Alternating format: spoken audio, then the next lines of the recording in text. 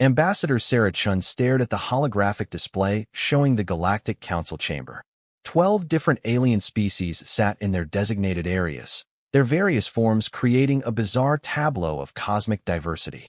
The Zephyrians with their crystalline bodies that chimed softly when they moved.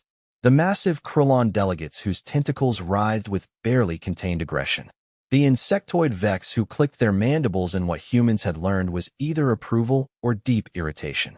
For 3 years, Sarah had sat in that same chamber, representing humanity's interests in what the galaxy called the Terra Integration Protocols. The other species spoke of integration, but Sarah knew better. They spoke of subjugation wrapped in diplomatic language. The human representative will now respond to Resolution 4.7 Alpha, announced the Council's AI moderator, its voice carrying across the vast chamber with mechanical precision. Sarah stood slowly, her hands gripping the podium. Around her, the alien delegates leaned forward with anticipation. They expected another carefully worded diplomatic response, another attempt at compromise from the newest species to join their galactic community. Instead, Sarah reached into her jacket and pulled out a small device.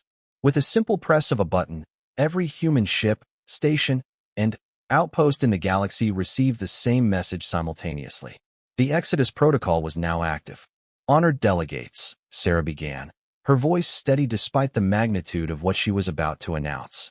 For 3 years, humanity has participated in these negotiations in good faith. We have listened to your concerns about our expansion rate. We have considered your suggestions about limiting our population growth. We have even entertained your proposals to relocate our colonies to what you deem appropriate systems. The Zephyrian delegate, Prime Crystal Harmonious Tone, chimed a sequence that the universal translator rendered as confusion. Ambassador Chun, we do not understand. The Council has been most accommodating to human requests for extended deliberation periods. Sarah almost laughed. Accommodating. That was rich.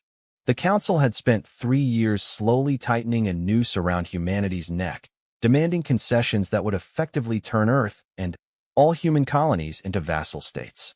They wanted humans to limit their industrial development, restrict their military capabilities, and submit to alien oversight in all matters of interstellar significance. The accommodation has been noted, Sarah replied, as has the true nature of these negotiations. The Council has made its position clear. Humanity must accept limitations that no other species in this chamber has ever been required to accept. We must submit to oversight that would make us subjects rather than equals. The massive Krillon warspeaker Gordhak slammed a tentacle against his platform, creating a sound like thunder. Young species must learn their place. The galaxy has order. Humans cannot simply ignore the wisdom of those who have traveled the stars since before your son was born.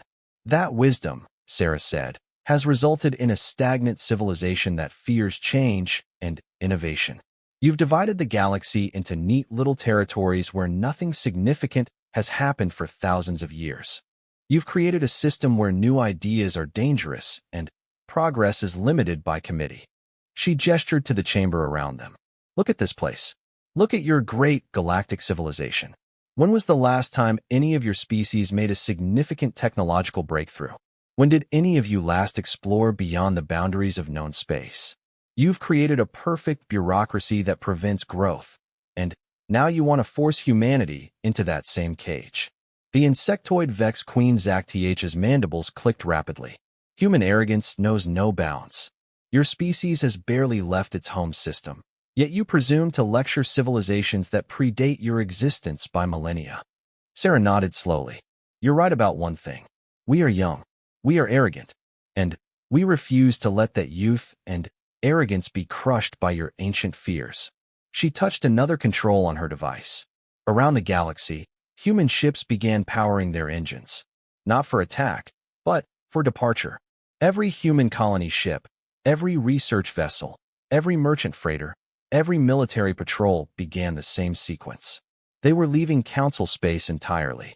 The human delegation formally withdraws from all Council negotiations, Sarah announced. Effective immediately, all human territories, stations, and vessels are departing Council jurisdiction. We thank you for the educational experience, but we decline your offer of managed existence. The chamber erupted in chaos. Delegates from a dozen species began speaking, shouting, or making whatever noise indicated extreme distress in their respective cultures. The AI moderator's voice cut through the noise repeatedly, calling for order that would not come. Prime crystal harmonious tone managed to make itself heard above the din. This is unprecedented. No species has ever withdrawn from council integration. The protocols do not allow for such action. The protocols, Sarah said with a smile that several species would later describe as predatory, assume compliance. Humanity does not comply. War Speaker Gordhack's tentacles writhed with barely controlled rage. You cannot simply leave. There are treaties, trade agreements, mutual defense pacts, all of which were negotiated under the assumption that humanity would accept council authority, Sarah replied. Since we reject that authority, those agreements are void. We're taking our toys and going home, as human children might say. Queen Zakth's clicking reached a fever pitch. This is madness. You cannot survive alone. The galaxy is vast and dangerous. There are threats beyond council space that would devour young species like yours. Perhaps, Sarah acknowledged. But we'd rather face those threats as free humans than live safely as council pets. She began gathering her papers, an oddly mundane gesture in the midst of such cosmic significance. For 3 years, you've told us about the dangers of rapid expansion, the risks of uncontrolled technology development, the chaos that follows when species refuse to accept their proper place in galactic society. You've painted pictures of civilizations that destroyed themselves through ambition and recklessness. Sarah looked directly at each delegation in turn. What you never considered is that some species might prefer that risk to certain stagnation. Humans would rather burn bright and brief than fade slowly under your careful management. The ethereal speaker for the council, a being of pure energy that rarely involved itself in day-to-day proceedings, manifested in the center of the chamber. Its voice resonated through dimensions that most species could barely perceive. Human representative, your species commits a grave error. The council has maintained peace and stability for over 10,000 years. The protocols exist to prevent the chaos and warfare that consumed previous galactic civilizations. Your actions threaten that stability. Sarah paused in her packing and looked up at the entity that legends said had witnessed the fall of the predecessor empires. Speaker, with respect, your 10,000 years of peace came at the cost of progress. You've created a stable grave for galactic civilization. Humanity chooses life, with all its messy uncertainties. The speaker's energy form pulsed with what might have been anger or sadness. Life without wisdom is chaos. Chaos brings suffering on a galactic scale. Wisdom without growth is death, Sarah countered. And death is certain. Chaos at least offers possibility. She sealed her case and stood to leave. The human fleet is already departing council space. We're headed for the galactic rim, where your protocols don't reach and your wisdom doesn't apply. We'll take our chances with whatever we find out there. As she walked toward the chamber exit, War Speaker Gordhack's voice boomed after her. You doom your species. The rim territories are filled with horrors that drove previous expeditions mad. Ancient machines that devour entire systems. Entities that exist between dimensions. Races so alien that communication itself is impossible. Sarah paused at the threshold and turned back one final time. That sounds exciting. Thank you for the warning. And, with that, she left the council chamber for the last time. Behind her, the greatest diplomatic assembly in galactic history descended into chaos as delegates struggled to comprehend what had just happened.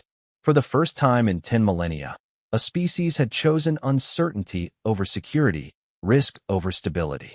Within hours, every human presence in council space was gone. Ships that had taken generations to build, colonies that represented centuries of human effort, research stations that had pushed the boundaries of known science, all abandoned in a single coordinated exodus that left the council reeling. The galaxy watched in stunned silence as humanity disappeared beyond the rim, carrying with them technologies, ideas, and an approach to existence that the ancient civilizations had forgotten they ever possessed. What the council didn't realize was that by trying to contain humanity's growth, they had forced humans to grow in directions they never would have considered. The consequences of that growth would soon become clear to every species in the galaxy. 5 years had passed since humanity's dramatic exodus from Council space, and the galaxy had learned to function without them. Or so the Council told itself. The truth was far more complicated. Trade routes that had relied on human efficiency and innovation struggled to maintain their schedules. Human cargo haulers had been replaced by traditional alien vessels that moved at half the speed and carried a quarter of the payload. The Mercantile Guild's profits had dropped by 30%, and shipping costs across the galaxy had doubled. Research projects that had benefited from human collaboration ground to a halt. Human scientists had brought a chaotic energy to galactic research, asking questions that no one else thought to ask, and approaching problems from angles that traditional thinking couldn't conceive. Without them, scientific advancement in Council space had reverted to the careful, methodical pace that had characterized the previous millennium. But these were minor inconveniences compared to what was happening beyond the rim. Admiral Kethvar of the Zephyrian Deep Space Monitoring Corps stood before his crystalline command console, reviewing reports that made no sense. His harmonics carried tones of deep confusion as he studied the data streams from the galaxy's edge. Sensor operator Brightnote, he chimed, confirm these readings once more. The junior officer's crystal body flickered with nervous energy. Readings confirmed, Admiral. Long-range sensors detect massive energy signatures approximately 50 light-years beyond the rim boundary. The signatures do not match any known technology in Council databases. Kethvar rotated his crystalline form to face the main display. The hologram showed a three-dimensional map of the galaxy with markers indicating the mysterious energy sources. There were dozens of them, scattered across what should have been empty space. Analysis indicates construction activity. Brightnote continued. Massive construction activity. The energy output suggests industrial operations on a scale that exceeds anything in recorded galactic history. Impossible, Kethvar chimed. Nothing exists beyond the rim except ancient derelicts and spatial anomalies. The region has been surveyed extensively. It contains no habitable systems, no resources worth extracting. But, even as he voiced the denial, Kethvar suspected the truth. The humans had not simply disappeared. They had found something beyond the galactic edge, or built something, or become something that the Council's understanding could not encompass. His suspicions were confirmed 3 days later when a Krulon patrol ship operating near the rim boundary detected an approaching vessel. The ship was clearly of human design, but unlike any human technology the Krulon had previously encountered. It moved without visible propulsion, its hull seemed to shift and flow like liquid metal, and it generated sensor readings that defied conventional analysis. Warspeaker Gordhak himself took command of the response fleet, leading 12 heavy cruisers to intercept the human vessel. He expected to find refugees, perhaps a small group of humans who had realized their mistake and wished to return to Council protection. Instead, he found Captain Maria Santos aboard a ship that challenged everything the galaxy thought it knew about physics. Warspeaker Gordhak, Captain Santos said when communications were established, her image appearing on the Krulon command ship's main screen. It's been a while. Gordhak's tentacles writhed with recognition. He remembered Santos from the pre-Exodus days when she had commanded one of humanity's most advanced exploration vessels. She looked the same, but something in her eyes had changed. There was a depth there that spoke of experiences beyond normal comprehension. Captain Santos, Gordhak rumbled. You returned to Council space. Have humans reconsidered their reckless departure? Santos smiled, and the expression sent ripples of unease through the Krulon crew. Return? Oh, we're not returning, Warspeaker. We're just visiting. Your vessel, Gordhak said, studying the sensor readings that made no sense. It does not conform to any known technology. How do you achieve propulsion without visible engines? How do you maintain structural integrity while your hull appears to be in constant flux? We learned some new tricks, Santos replied casually.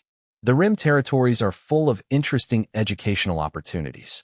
Did you know that reality is far more flexible than your textbooks suggest? Before Gordhak could respond, his sensor operator announced incoming objects. Dozens of them, emerging from what appeared to be empty space around the human vessel. But these weren't ships. They were structures that defied classification. Geometric shapes that folded through dimensions that shouldn't exist. Platforms that seemed to exist in multiple locations simultaneously. What are these constructs? Gordhack demanded. Tools, Santos said simply. We needed better tools to work with what we found out there. So we made some. The largest of the structures began to emit a scanning beam that passed harmlessly through the Krillon vessels, but gathered information at a rate that overwhelmed their computer systems. In seconds, the human devices had mapped every system, analyzed every technology, and cataloged every piece of equipment on 12 state-of-the-art Krillon warships. Interesting, Santos mused, apparently reading the scan results in real time. Your military technology has actually regressed since we left. Too much reliance on established protocols, not enough innovation. You're still using plasma containment systems that we abandoned decades ago. Gordhack's pride stung at the casual dismissal. Krillon military technology is the finest in the galaxy. Our weapons can shatter planets. Our shields can withstand the fury of stars. Sure, Santos agreed amiably. Against conventional threats. But, War Speaker, we're not conventional anymore. To demonstrate her point, she gestured to one of her accompanying constructs. The geometric structure folded through space and appeared directly beside the Krillon flagship. Not near it, beside it, occupying the same space while somehow not colliding with the ship's hull. Alarms began sounding throughout the Krillon fleet as their instruments detected impossible readings. The construct was drawing power directly from their fusion reactors while simultaneously existing in a parallel dimensional phase that prevented physical interaction. It was impossible, but it was happening. Your shields, Santos observed, don't protect against intrusion from orthogonal dimensions. Your weapons can't target objects that exist in superposition states. Your entire military doctrine assumes that enemies operate within the same physical constraints that limit your own technology. She paused, studying something on her own displays. You might want to update your tactical manuals. The construct withdrew from the Krillon ship and returned to its position in Santos formation. The immediate crisis passed, but the implications remained. In 5 years, humanity had developed technology that made the galaxy's most advanced military forces obsolete. What do you want?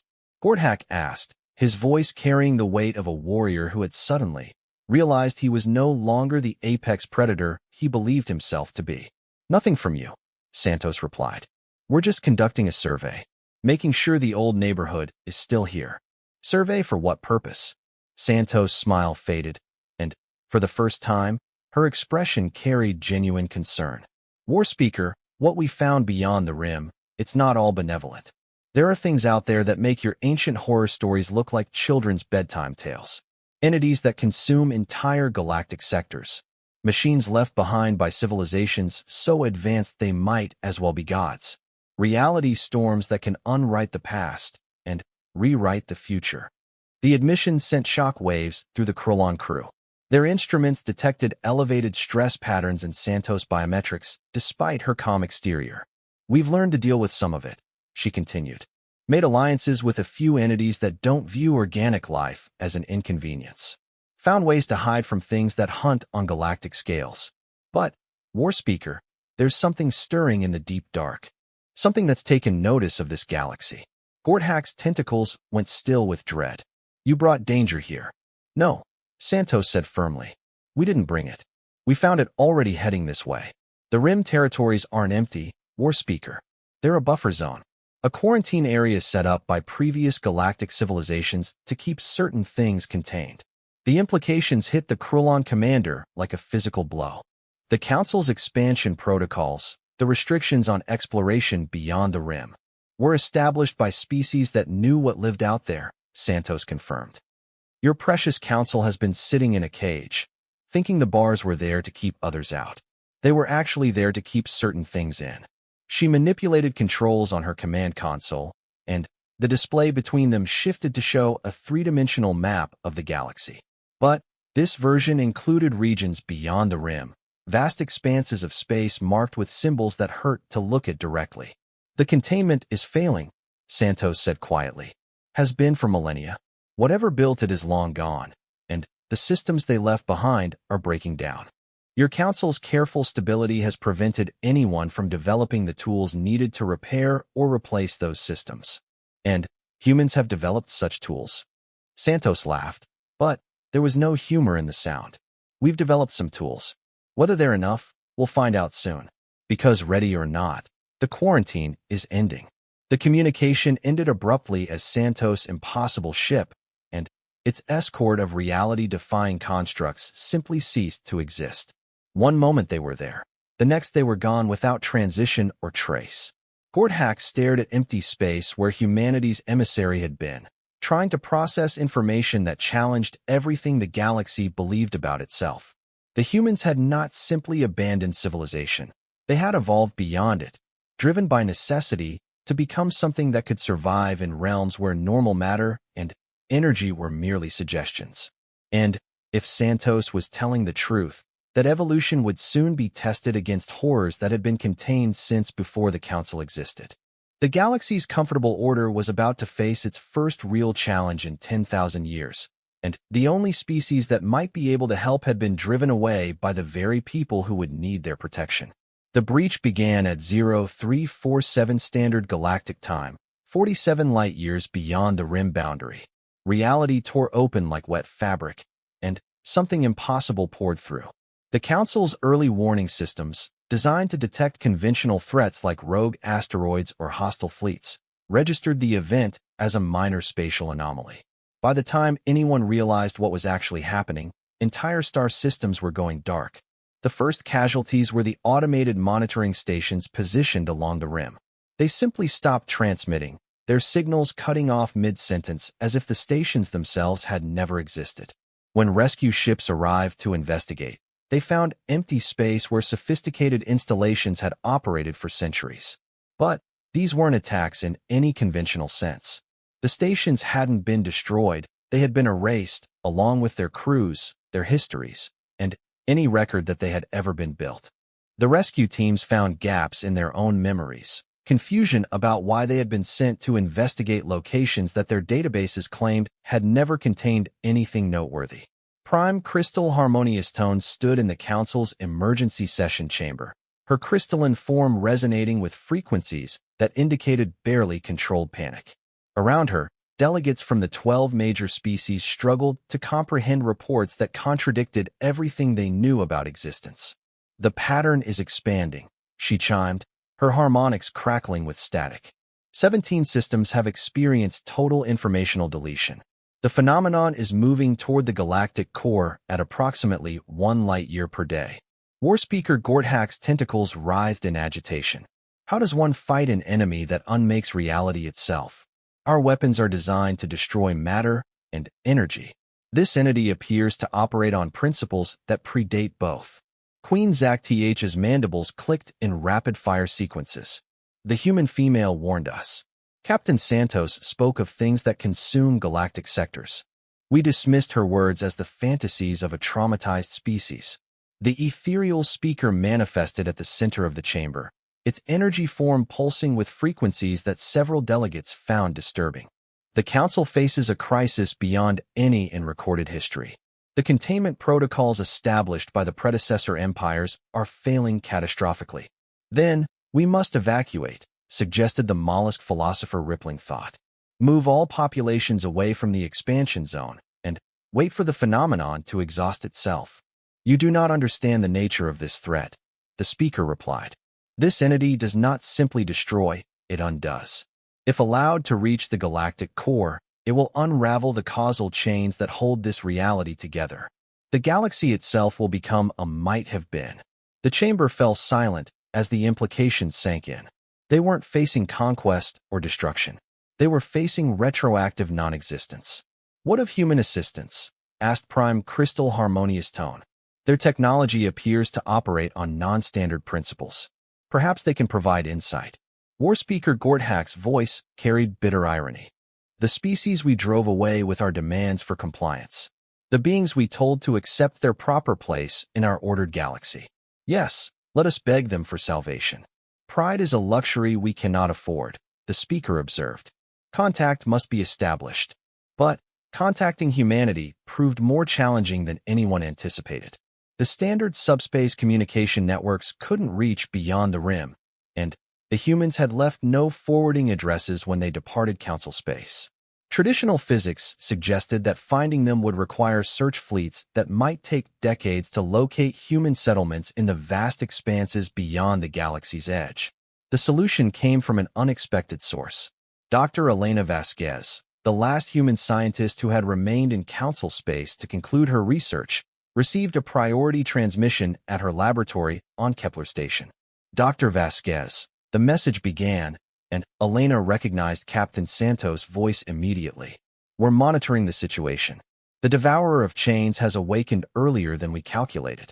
Evacuation protocols for Council space should begin immediately. Elena's hands shook as she activated the reply function. Captain, thank God you're still out there. The Council needs human assistance. This thing is unmaking reality itself. We know, Santos replied. We've been fighting its advanced scouts for the past year. Elena, what's happening in Council space isn't the main event. The entity you're detecting is just the smallest fragment of something much larger. The real threat is still beyond the deep rim, gathering strength. The communication continued, and Elena learned truths that challenged her understanding of existence. The humans hadn't simply adapted to life beyond the rim. They had allied with entities older than matter itself. Beings that remembered when the current universe was just one possibility among infinite alternatives. We call them the architects, Santos explained. They're what's left of the civilization that built the containment protocols. Not quite gods, not quite machines, not quite alive as we understand the term. They've been teaching us to work with reality at the foundational level. Teaching humans to do what exactly? To rebuild the universe when necessary, Santos said matter-of-factly. The Devourer of Chains isn't just consuming space and time. It's preventing those things from ever having existed. The only way to stop it is to actively maintain reality's structure through conscious will and applied impossibility. Elena's scientific mind reeled at the concept. That's not how physics works. Physics, Santos replied, is just the current agreement about how reality should behave. When something like the Devourer starts changing the agreement, you need to be able to renegotiate the terms. Within hours of Elena's report, the Council authorized an unprecedented action. For the first time in galactic history, they formally requested assistance from a species that had rejected their authority. The human response arrived not as a transmission, but as a presence. Captain Santos materialized in the Council chamber without transition, her ship apparently capable of existing wherever she needed it to be. But she wasn't alone. Beside her stood figures that hurt to look at directly. Beings whose forms shifted between human appearance and geometric impossibilities that existed in too many dimensions simultaneously. Council members, Santos said, her voice carrying harmonics that resonated with frequencies beyond normal hearing. Meet Architect Prime and Architect Meridian. They've agreed to help with your crisis. Architect Prime spoke, though whether the words came from its shifting form or directly into the delegates' minds was unclear. Your reality faces unraveling. The Devourer of Chains has broken free from its conceptual prison and begun the process of causality dissolution. Without intervention, this galaxy will cease to have ever existed within 72 of your time units. The alien delegates struggled to process information that their evolved minds weren't designed to handle. War Speaker Gordhack managed to ask the question they were all thinking, "What do you require from us?" "Nothing," Architect Meridian replied. "Your species lack the conceptual framework necessary to assist in reality maintenance. You will be passengers in this process." The casual dismissal stung, but Captain Santos softened it with explanation. What they mean is that fighting the Devourer requires thinking in ways that your cultures have spent millennia trained to avoid. You've built stable, ordered societies by establishing consistent rules and following them. That's exactly the wrong approach for dealing with an entity that unmakes the rules themselves. She gestured to the architect beings beside her. Humans adapted to life beyond the rim by learning to think chaotically. We had to become comfortable with contradiction, impossibility, and paradox. Your species are too rational to fight something that exists in the spaces between rational thoughts. Then, we are helpless. Prime crystal harmonious tone chimed sadly. Not helpless, Santos corrected.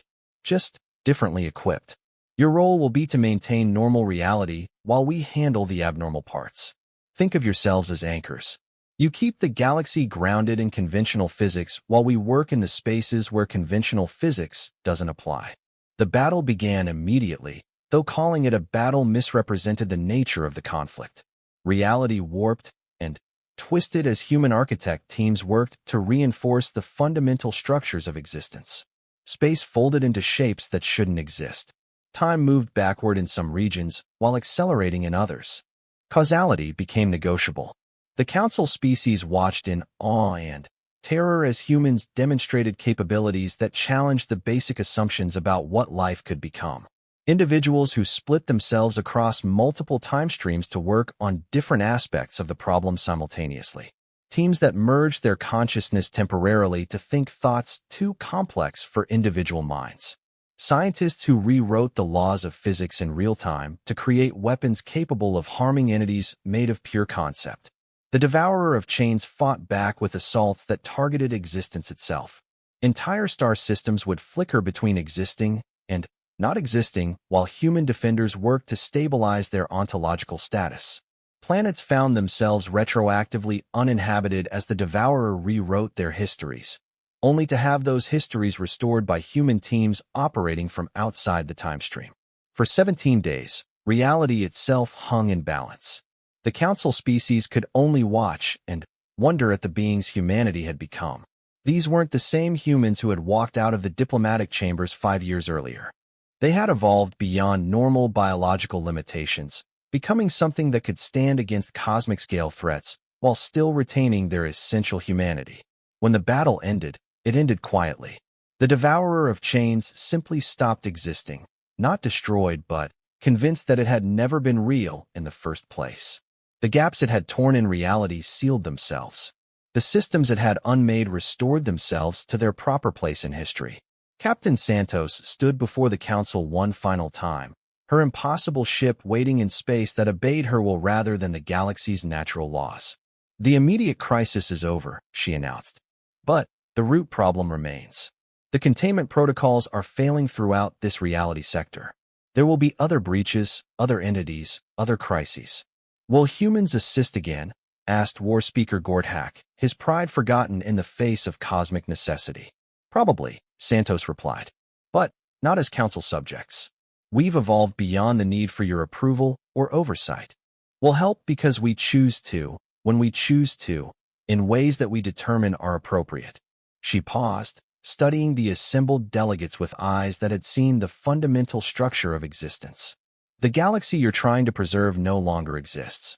The universe is bigger and stranger and more dangerous than your protocols anticipated. You can either evolve to meet those challenges, or you can continue playing it safe until something evolves to replace you.